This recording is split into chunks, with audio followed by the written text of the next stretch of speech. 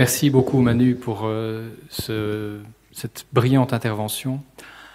Je ne vais pas être long parce qu'on est déjà un peu en retard. Vous en avez peut-être un peu marre maintenant, mais on va quand même clôturer. Vous savez bien que j'aime bien faire des synthèses. Rassurez-vous, ça va être méga court. Donc, qu'est-ce qu'on peut retenir de ce symposium?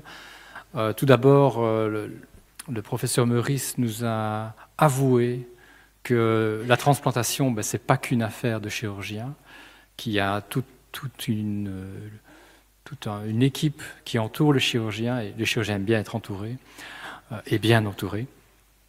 Il y a aussi les médicaments, parce qu'il n'y aurait pas eu de transplantation s'il n'y avait pas eu les médicaments. L'exposé suivant nous a aussi expliqué qu'il était important de bien détecter et gérer les donneurs et que ça aussi c'est un travail d'équipe, qu'on ne peut pas le faire soit seul dans son coin et qu'il faut structurer cette approche. Ensuite, on a entendu que grâce à l'expérience d'Isabelle Sonnepar, qu'il est essentiel de sensibiliser la population. Et ce que je trouve comme un message assez encourageant, c'est que quelque part les enfants nous guident et nous mettent sur la voie par rapport à cette réflexion sur le don d'organes, notamment, pas que. Le professeur Detry nous a parlé du don d'organes après euthanasie, qui est clairement conforme à l'éthique médicale et à la loi, et qui représente une option supplémentaire pour essayer d'augmenter le pool des donneurs potentiels. Puis on nous a parlé de E.T., Eurotransplant, qui fête cette année ses 50 ans. Une vaste association avec 8 pays, un très grand nombre une très grande population couverte, qui gère la régulation des organes, qui essaye de prendre des mesures contre la pénurie d'organes. Et on a appris de Eurotransplant que la Belgique est, semble-t-il, un bon élève, voire peut-être même, par rapport à nos voisins du Nord, un modèle à suivre. Donc, c'est un petit cocorico local. Et c'est intéressant de l'entendre.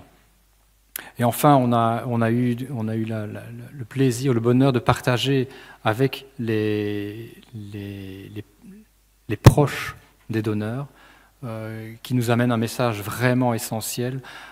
Et j'ai retenu une phrase de l'interview, de l'entretien avec Godelieve, c'est que nous, soignants, on a un devoir vis-à-vis des proches, et on a besoin de nous manifester. C'est toujours difficile parce qu'on est face à la mort, on côtoie la mort et on côtoie ceux qui vivent la mort de leurs proches et la douleur qui y est associée.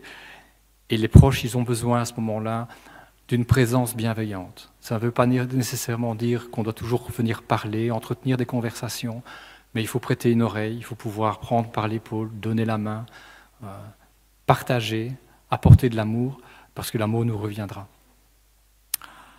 On a eu également la synthèse de 5 années de l'association Chaîne de Vie, que j'illustre avec cette diapo, mais je ne vais pas la conclure de la même manière que Thierry. Mais Thierry sait bien que j'aime bien le contrarier, donc il ne m'en voudra pas. Moi, ce que je retiens sur cette diapo, ce sont les barres grises, en fait. Je crois que ce qui est essentiel, c'est que le nombre d'oppositions n'augmente pas. Parce qu'en Belgique, la loi est bien faite. D'ailleurs, d'autres pays changent leur loi pour adapter la loi sur le mode belge.